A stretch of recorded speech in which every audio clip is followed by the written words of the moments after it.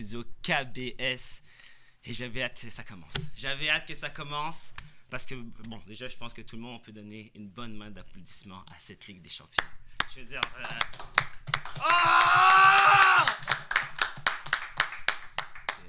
le meilleur joueur du monde, je le donne, Lionel Messi. C'est le meilleur! C'est le meilleur! Au pied! Mais pour faire gagner un club, pour le faire traverser des montagnes. Et là, on ne parle pas de montagne parce qu'à 3-0, c'était une allée et je ne sais pas ce qui s'est passé. Mais pour gravir ces échelons à multiples reprises, il y a meilleur que toi, Messi. Juste dans cette catégorie-là, il y a meilleur que toi. Donc oui, pour moi, peut-être meilleur joueur de tous les temps. Ouais. Mais celui que j'amène dans mon équipe, en Champions League, là, je veux gagner, je take my guy, le number 2. Le number 2, parce que lui, il va me ramener la coupe à la maison. Ok, vous mettrez la musique, on sait de quoi on parle. Bon, maintenant, commençons cette émission. Je suis pas tout seul, en effet. Je suis avec celui qu'on appelait... on lui disait qu'il était capable de donner des prémonitions, il nous donnait des résultats, il était chaud. Mais au final, il a eu tort. Kazor! Comment vas-tu, Kazor?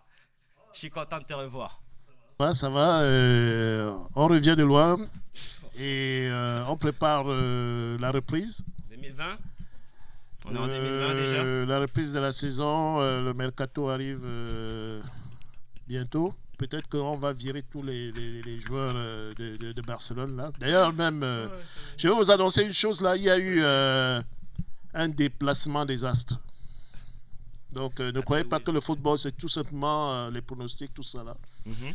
Et pour ceux qui sont un peu plus habitués à suivre la Ligue des Champions, à suivre les événements ces dernières années, même si moi, supporter de Barcelone, en fait, supporter surtout de Messi, j'avais le doute sur Barcelone parce que finalement... mais pourquoi tu l'as pas dit? Pourquoi tu l'as pas dit que tu avais un doute? Parce que toi, tu semblais bien confiant. On regardera été. La dernière émission, j'ai dit que le match retour était le match le plus difficile pour nous parce qu'il y avait quand même une prémonition d'une remontada que je ne pouvais pas annoncer contre mon équipe. Ça se fait pas que quand tu es supporter d'une équipe, même quand tu sens que ton équipe va être laminée, tu ne le dis pas.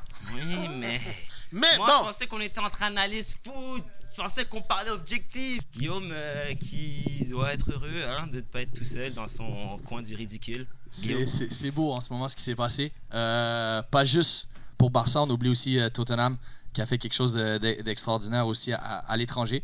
Même si, on s'entend, l'Ajax n'était pas réputé pour se retrouver très loin dans les compétitions, mais entre cette Ligue des Champions, c'était peut-être l'équipe la plus surprenante et la meilleure jusqu'à là. Et écoute, Barcelone, les fans de Barcelone, je suis tellement content que vous soyez avec nous dans la même misère que le Paris. Vous nous avez niaisé pendant des années.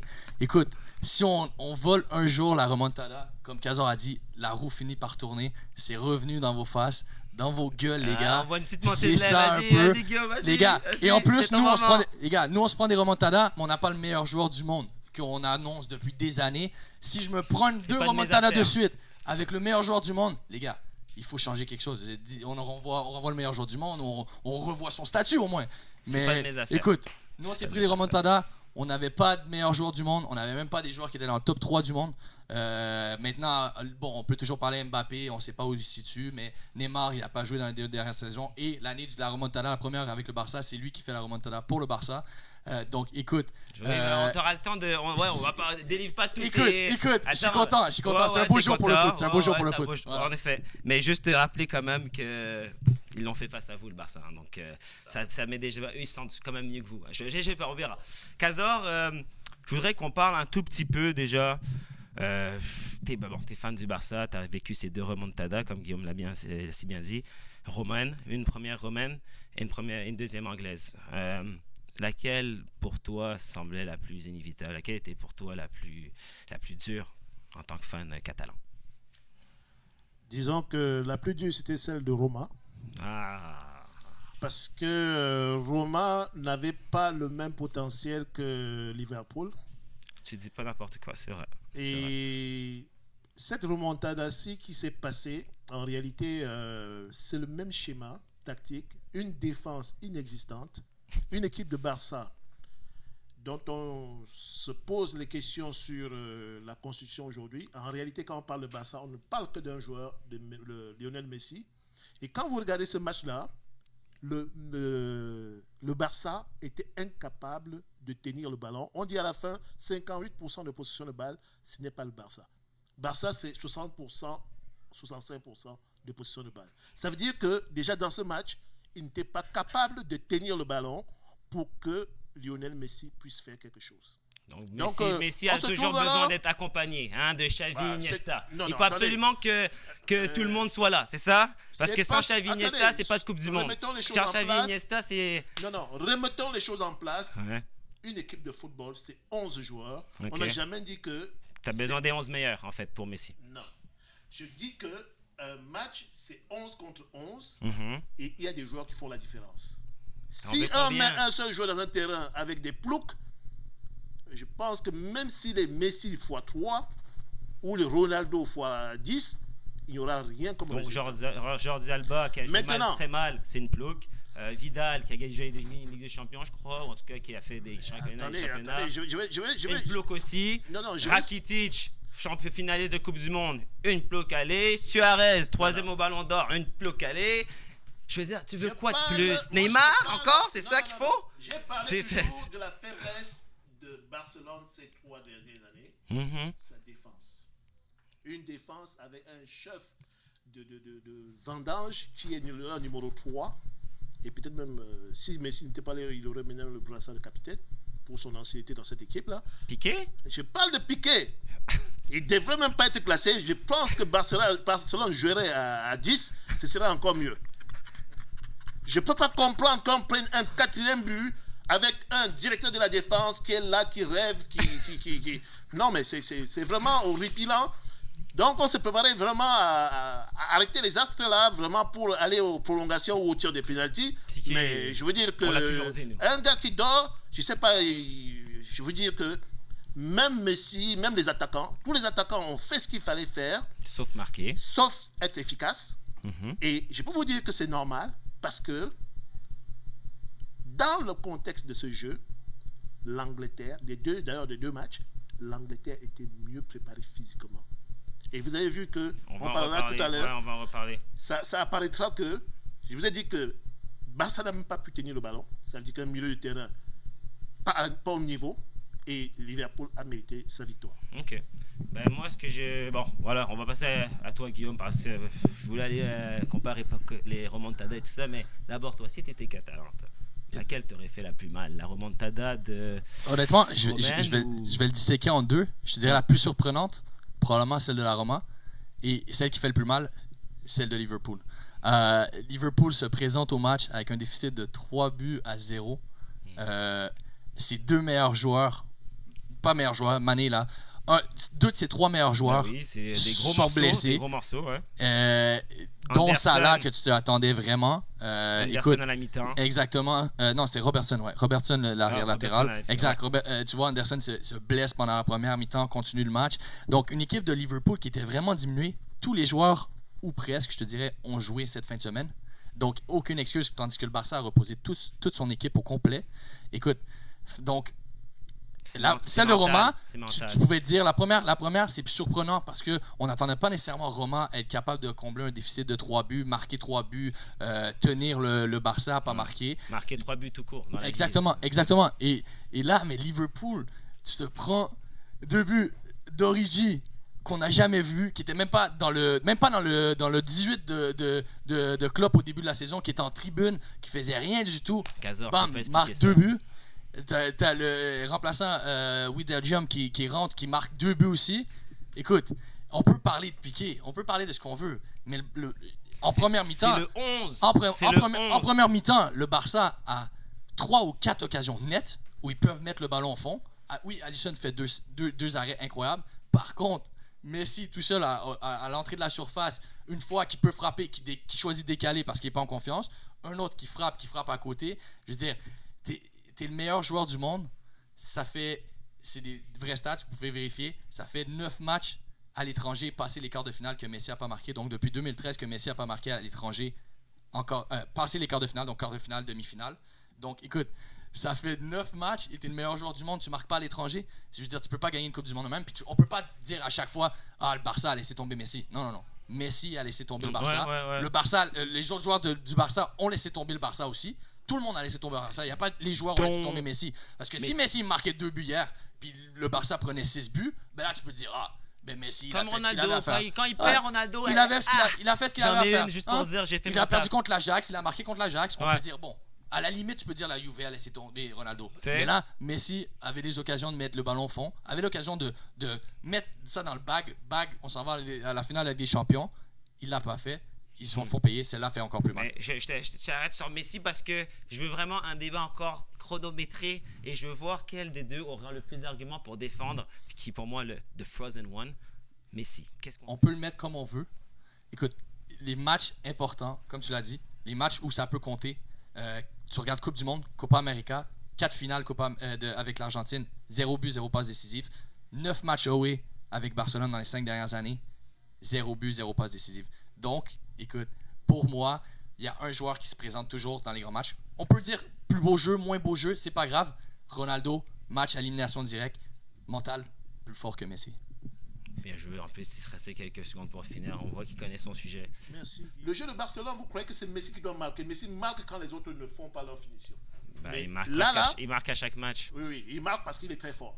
Mais je veux dire que là, qu'il le fasse quand c'est le moment meneur important. de jeu. Je voulais vous expliquer. C'est un buteur avant d'être un meneur. Il est les deux. Il est un buteur et il est aussi dans Liverpool, un meneur. Dans Barcelone, pour les grands matchs, pour des matchs comme ça, c'est lui qui doit tenir le ballon, débalancer la défense et livrer les buts de Barcelone, surtout la première mi-temps. Ils auraient pu gérer le match en mettant 1 ou 2 buts. Il en a parlé. Ils l'ont raté, mais c'est quelque chose qui arrive dans un match. C'est pas le fait de rater que veut dire on n'est pas bon. Il en fallait un. Il fallait un. Et ils n'ont pas pu le mettre. Pas fait. Donc l'attaque comme la défense n'a pas fait son boulot. Guillaume, j'ai une question pour toi. Ouais.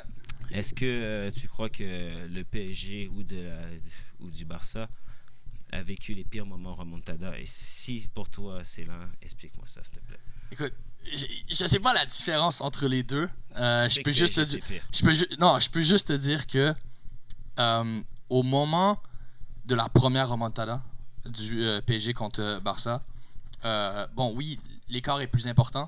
Par contre, à ce moment-là, Barcelone avait le numéro 2, le numéro 3 joueur mondial, si tu veux, dans peut-être des 3-4 dernières années. Donc, tu avais un Neymar qui est à son sommet, tu avais un Messi qui est à son sommet aussi. Donc, si tu te prends une remontée de eux, tu te dis, à la limite, si c'est une équipe ou quelque chose qui peut nous remonter, c'était le Barça à ce moment-là. Mais par contre... C'est beaucoup 6-1, mais ouais. Non, je suis d'accord que c'est beaucoup. Par contre, il y a eu des arbitres qui étaient bizarres. Il y a toujours eu un truc controversé avec le PSG. C'est ça la différence, je trouve, avec le Barça des 2 dernières années. Au niveau du Paris Saint-Germain, la main, le coude de Kipembe, tu peux le caller in, tu peux le caller out. S'il n'y a pas la VAR, tu le colles jamais. L'arbitre ne l'avait pas annoncé. Il va voir la VAR, ça le colle. L'année où il y a eu la remontada, il n'y avait pas pénalty sur Suarez. Il y avait un pénalty sur Di Maria juste avant. Donc, c'est des trucs qui font qu'il y a des situations atténuantes. Vous étiez nuls. Exact. Il y a des situations atténuantes qui font que tu peux toujours être rageur sur ces affaires-là. Les fans de Barcelone peuvent s'en prendre qu'à eux-mêmes. Le Barça peut s'en prendre qu'à eux-mêmes. Roma leur a mis un 3-0 clean. Il n'y a pas eu de controverse. Il n'y a pas eu un pénalty oublié. Il n'y a pas eu rien. Le Roma a remonté. Football. Liverpool a fait jouer son attaque B. Leur a mis clean 4 buts. Il n'y a rien à dire. On ne peut pas dire c'est un faux pénalty. On ne peut pas dire c'est une main dans la boîte ou l'arbitre a oublié un pénalty ou rien. Il n'y a rien eu. Donc, c'est clair et net que le Barça est passé à côté de ces 2 matchs. PSG aussi est passé à côté de leur match. La seule différence, c'est qu'il y a toujours quelque chose qui va dire si l'arbitre avait été ici, hier, on peut rien dire. Roma, on peut rien dire. C'est joué sur le terrain comme des hommes. Il n'y a eu aucune influence au niveau de quoi que ce soit. C'était que les meilleurs joueurs de football qui s'est. Exactement. Messi, c'était son match. Donc, si moi, je suis le PSG, j'ai Messi dans mon équipe, je me prends une remontada. Sur un match que football. Sur un match que football. 2 années de suite. C'est pire que le PSG. Je peux te dire, nous on l'a mis sur 3 années au moins. Nous on l'a mis sur 3 années. Nous on l'a mis sur 3 années. Eux ils l'ont mis sur 2 années. C'est quelque chose d'exceptionnel. D'un côté, oui, Casa, tu auras le temps de répondre. Mais d'un côté, t'as un gars comme Ronaldo qui 3 ans de suite, il la gagne, il la gagne. 18 buts, 17, il la gagne. Et de l'autre côté, t'as quelqu'un que dans des matchs purement football, le meilleur joueur du monde, 5 ans de suite, là, 2015, mais bon, il la perd. Pourtant, c'est que football. Compare-moi ça, je veux dire. Donne à Ronaldo ce qui est à César. Avant de donner à Ronaldo ce qui est à César, moi j'aimerais quand même signaler que le 4e but était un but quand même malicieux. Mais je veux dire que en tant que supporter c'est un but malicieux parce qu'ils font semblant et puis cette défense qui dort, qui ne fait pas attention dans un match aussi important, c'est vraiment de quoi décourager tous les supporters. Mais je reconnais que en tant que supporter de Barcelone, avec cette remontada d'hier, ils ont mieux tué leurs supporters ils ont fait pire que PSG. Ça, moi, je le dis.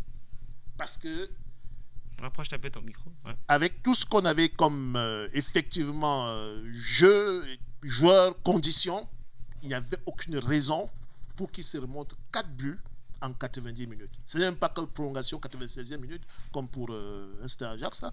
Mais dans les 90 minutes, moi je trouve que c'est vraiment pas acceptable. Mais maintenant, moi je veux que tu me parles de Messi dans tout ça, le caractère, pourquoi ça lui arrive qu'à lui? Non, maintenant, je vous ai dit une chose. Là, tu me parles beaucoup de l'équipe. Oui, je vous ai dit une chose que vous n'avez pas acceptée, que vous n'avez pas compris. Messi est meneur de jeu. D'accord? C'était le plus grand. Messi est meneur de jeu. C'est pas parce que. C'est pas un meneur de jeu en premier rôle. C'est un attaquant. Non. Quand Messi, il est sur le terrain et qu'il n'arrive pas à se procurer d'occasion, c'est aussi de sa faute. Lui aussi, il n'arrive pas à se mettre dans les conditions, dans ses appels de balle ou dans quoi que ce soit, à trouver la faille. Donc il sort et il prend le ballon et il donne des super ballons, je te le donne. Mais eux qui ne finissent pas, c'est aussi lui qui n'arrive pas à s'en procurer, donc il devient meneur. Donc, et c'est son rôle. Messi, c'est l'attaquant. À la base, avant d'être un meneur, quand tu es un supporter du Barça, tu penses que c'est Messi qui va te délivrer d'un but, pas les autres. Justement, ce que tu viens de donner comme explication explique que hier, Messi n'a pas pu individuellement subjuguer cette défense comme il le fait souvent parce que les gars étaient prêts par rapport à lui. Et il a moins bien joué. Il n'a pas été capable. Oui, il n'a pas été capable. Il n'a pas été capable hier parce qu'il y avait devant lui toute la défense qui l'attendait. Mais il y a toujours toutes les défenses. Bien sûr. Cette défense hier, non, attendez, il était moins bon. Je donne l'honneur non, vous voulez ridiculiser Liverpool ou quoi? Je vous donne, rendez à César ce qui est à César. Liverpool était prêt hier. Et ils ont tenu Messi. Messi n'a pas pu les subjuguer. Pourquoi? Parce qu'il n'était pas prêt ou parce qu'il n'a pas bien joué? Comme tu veux, c'est l'un des deux. Il a bien joué, mais les autres étaient prêts.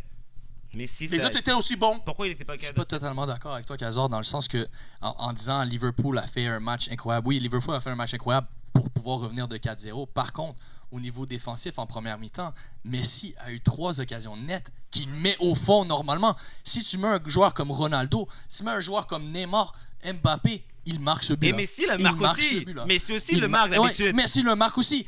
Donc c'est un manque de confiance, c'est un manque de prendre la décision. De cœur, c'est un manque de couilles, on va dire, un manque de couilles.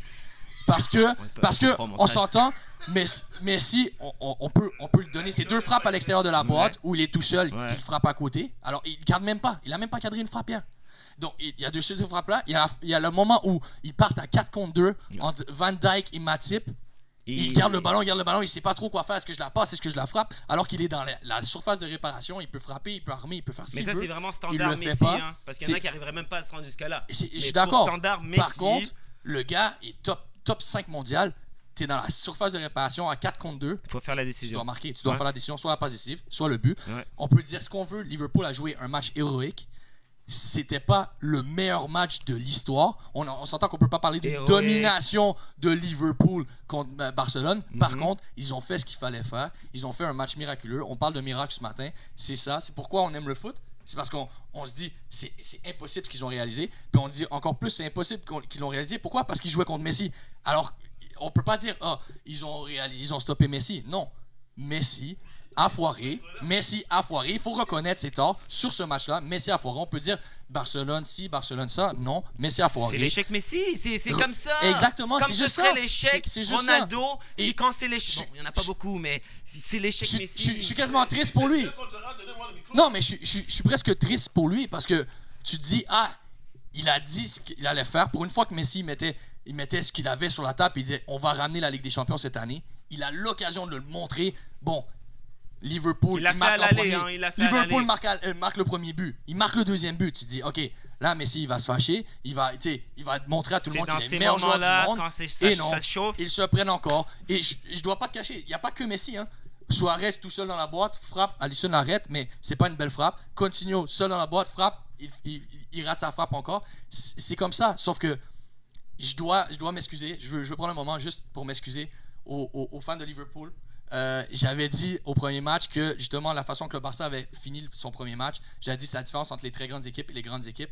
Et là, en ce moment, Liverpool nous a montré que c'est une très grande équipe. Ouais. Et on nous a montré que peut-être que Barcelone, justement, la faille psychologique que la Roma a créée l'année passée, c'est pas passé. On a les mêmes problèmes au PSG. Puis je suis content qu'on les partage avec du monde. Il y en a d'autres qui vont avoir des problèmes. Tottenham a réalisé quelque chose aussi d'exceptionnel, a marqué 3 buts en deuxième mi-temps d'un match qui était complètement gagné à l'avance pour l'Ajax. Je trouve ça beau. Je trouve que ça montre que le foot est pas une science exacte, que l'imaginaire peut encore exister, que les équipes respectent plus rien, respectent plus le fait qu'ils perdent 2-0. C'est pas grave, on va aller en marquer 3. Je vais juste répondre à Guillaume sur un point qu'il a peut-être oublié. Messi rate peut-être 2 frappes qui passent à côté, mais il met une balle dans la lucarne que le gardien va chercher du pied gauche. Tu as dû l'oublier, Guillaume. Je l'ai oublié, moi je l'ai oublié. Et ça là, voilà, non, mais il a mis une balle dans la lucarne, le gardien ne va pas le chercher, on a un but avant même que tout se passe. Donc je ne dis pas que Messi n'a rien fait. Attendez, vous ne pouvez pas dire que Liverpool a gagné sans avoir rien fait. Non, allez revoir le match. Liverpool a été présent. Un joueur qui est meilleur joueur du monde ne peut pas l'être tous les jours, 365 jours sur 365. Les autres, mais c'est à ces moments-là qu'on a besoin qu'il soit, quand Getafe, Rakitic peut régler le problème. En tout cas, les autres accompagnateurs n'étaient pas là. Ils étaient vraiment absents. Messi était là et les autres étaient en face. Ils ont surveillé Messi. Revoyez le match. Ouais. Je sais que vous êtes des joueurs et que quand vous allez revoir ce match avec un esprit moins partisan, on pourra causer de cela. Mais Messi reste toujours mon favori. Et Barcelone, je crois que je vais risque changer d'équipe à cause des autres joueurs qui sont dans Barcelone.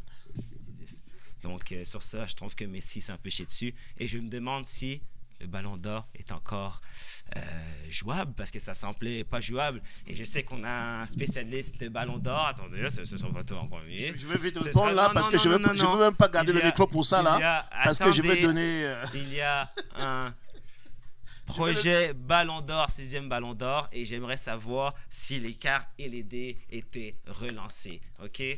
Donc, est-ce que pour toi, c'est sûr? C'est bon pour Messi? Non. Cette année, il doit laisser tomber le ballon d'or. On ne pourra pas lui donner le ballon d'or. On avait déjà parlé de ça la dernière fois.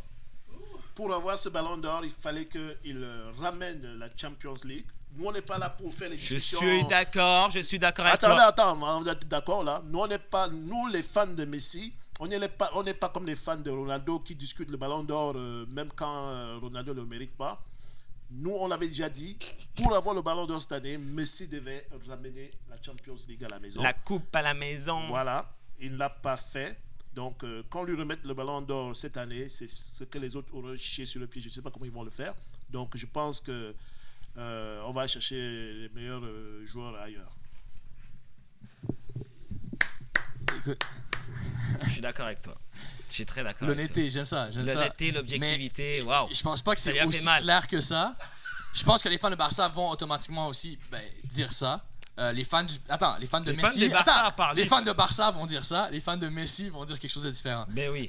Mais c'est pas totalement refait. Par contre, les cartes viennent d'être brouillées. Tu te rappelles, on en avait parlé la dernière mission. Je t'avais dit, écoute, pour que Messi gagne pas le Ballon d'Or, c'est lui qui doit jeter le Ballon d'Or dans la face à quelqu'un d'autre.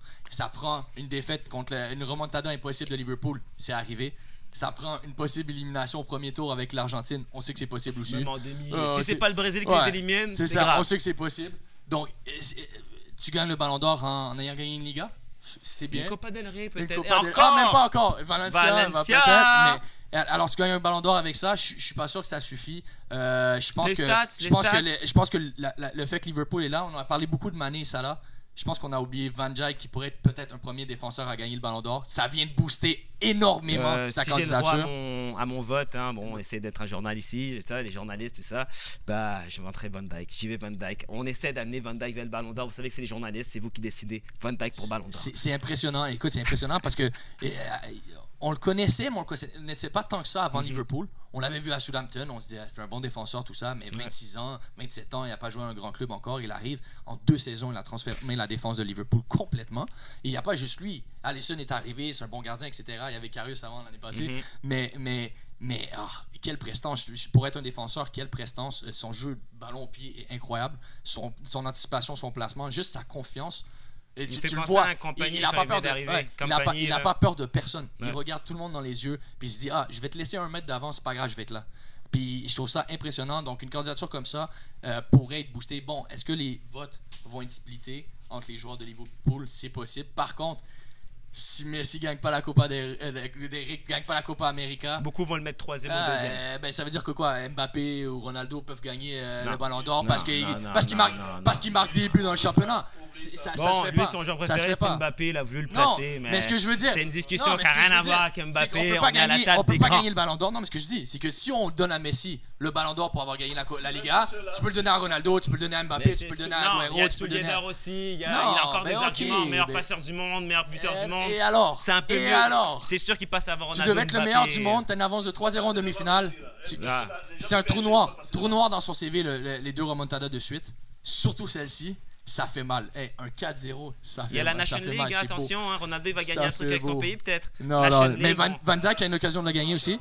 Donc si Van Dijk la gagne, la National League, Van Dijk. Non, mais s'il gagne la Champions League plus la National League, finit 2e avec le meilleur résultat de l'histoire en Première Ligue pour un 2e, ça va chercher un bon début de saison l'année prochaine sans se faire dribbler. Qu'est-ce qu'on veut de plus pour un défenseur? C'est les journalistes qui votent. Qu'est-ce qu'on veut de plus Ils aiment ça en plus. C'est ça, c'est le rêve. Qu'est-ce qu'on veut de plus? Mais après, Van Dijk n'a pas le droit de perdre cette finale de Ligue des Champions. Voilà. Kazor, j'ai une question pour toi. Qui de Tottenham ou Liverpool est pour toi? Bon, le favori, je pense, c'est Liverpool parce que c'est la meilleure équipe anglaise avec City. Mais qui est le favori et pourquoi? Qui est ton gagnant pour cette finale de Ligue des Champions purement anglaise? Moi, je pense que Tottenham, en tant qu'outsider, est mieux parti. Je suis d'accord avec ça dans un sens qu'ils sont bons dans ces conditions. Actuellement, les 2 équipes sont préparées pour le dernier rush. Et ce qui est marrant, c'est que l'équipe qui semble favorite, généralement dans ces matchs-là, est la plus stressée, la plus... Bon. Sauf quand tu as Ronaldo. Là, c'est fait, boulot complet. Mais oui. Un favori est toujours un peu... Ouais, l'Ajax et Barcelone étaient l'équipe qui arrivait en finale dans un calendrier normal. C'est le calendrier maintenant. La température. Il y a eu un changement des astres. Et effectivement, et c'est ça qui est beau dans le football, les choses ont tourné dans l'autre sens. C'est très beau, je l'accepte. Maintenant, les 2 équipes vont nous montrer qu'est-ce qu'ils sont capables de faire. Mais oui, tu ne penses pas que souvent, les astres, ils tournent... Il y a trop d'astres. Il y a beaucoup de mailles. Barcelone, c'est 2 astres. Ça fait un 5 ans pourquoi ça n'arrive pas à Messi Ronaldo? est plus là. Ça fait 5 ans que Messi n'a plus d'astres. Ça fait 5 ans que ça n'arrive plus aux astres. Comment se fait-il que l'autre en gagne 3 de suite? Je suis totalement d'accord avec toi. Je veux dire, les As sont que contre Messi en Champions League, pourquoi? Et on s'entend que Messi joue pas nécessairement avec des joueurs moins bons que ceux de Ronaldo. C'est tous la classe mondiale, la crème de la crème. Et voilà. Les mêmes joueurs qu'il connaît depuis des années aussi. Pas juste Xavier Iniesta, là. Ça fait des années que Piqué est là. Lui, ça fait des années que Busquets est là. Ça fait des années que Busquets est là. Ça fait des années que Suarez ils sont là. Il les connaît par cœur. Donc, ils ont pas d'excuses à ce niveau-là. pour ton autre question aussi, qui était Tottenham ou Liverpool, tu vois, moi, je vais un peu dans le sens contraire. Oui, les underdogs, des fois, ça peut le faire. Par contre, une expérience de finale de Ligue des Champions, ça s'échange pas. Liverpool ont été là, savent c'est quoi être en finale de Ligue des Champions, le centre qu'ils l'ont échappé l'année passée, même si on s'entend que le Real avait montré, je pense, une supériorité au niveau du contrôle du match, au niveau de ses émotions, au niveau des temps forts, temps faibles. Mais avec les erreurs de Karius, les fans de Liverpool pensent qu'ils se sont fait voler, les joueurs pensent qu'ils se sont fait voler aussi. Donc, c'est un bon moment pour arriver avec la rage puis montrer que justement c'est eux le meilleur. Et tu viens de gagner tu viens de faire une remontada de 4-0 contre Barcelone à la maison. Tu peux pas être moins gonflé que ça. Tu peux pas être moins pensé que tu vas gagner la Ligue des Champions. Même si Tottenham est revenu de 3 buts, je pense que ça fait une différence. On l'a vu avec la France, tu vois, à la Coupe du Monde. Est-ce qu'ils auraient été aussi à l'aise en finale contre la Croatie que s'ils avaient pas perdu contre le Portugal 2 ans avant? Je pense que non. Il y a des leçons à prendre d'une défaite en finale. Mais je t'apprends une stat, Guillaume. Ça revient. Tu sais que la plupart... Ouais, mais ça, c'est des remontades. Ouais, c'est vrai, on savait pas pour Rennes. On parlera pas du PSG. Le Barcelone vient de rentrer dans la classe mondiale des remontadas. T'as pas remarqué que chaque fois qu'une équipe fait une remontada, déjà, ils perdent le tour de suivant? Ça épuise. Peut-être, mais sûrement.